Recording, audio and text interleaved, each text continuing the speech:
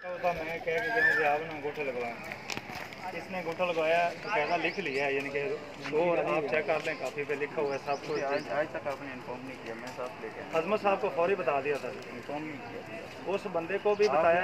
जो बंदा मेन है उसको इन्फॉर्म करना होता है या किसी अपने रेफरेंस? सर जी उसको भी बताया, वो ऑलरेडी हमारे गांव के 7 गांव हैं, बैलगंज वहाँ का रहने वाला है। वहाँ जाके उसके घर में बताया है कि आपके पैसे टेंशन नहीं लेनी, जब तक रिपोर्ट नहीं आ जाती आपको घर पैसे आके मिलेंगे।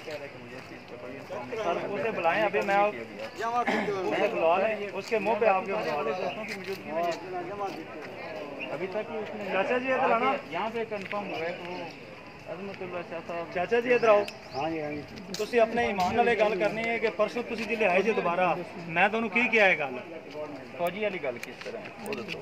फौजी खड़ा सी अपना ड्यूटी से उन्हें क्या कि मसला कहीं रोजाना आना कि रोजाना पैसे लगाना खानी है, रोजाना आना तो मतलब कहते तेरे पैसे नहीं आए। सर आपने इसी दफ्तर कंप्लेन की है? इसलिए फौजी साहब और ड्यूटी चले गए ने सर वो रिपोर्ट करते हैं जो भी है, इन्होंने उतो ढूंढ के लिया फिर तेन पैसे देंगे। एक गल करने वाली मैं किस तरह की गल? ये सर अपने पास से कह रहा है, ये बात तो नहीं बोले, ये हम हल्फन कह सकते हैं, ये लफ्ज़ नहीं किसी ने बोले। अंकल को बिठाया है, कहा कि आप घर चले जाएं।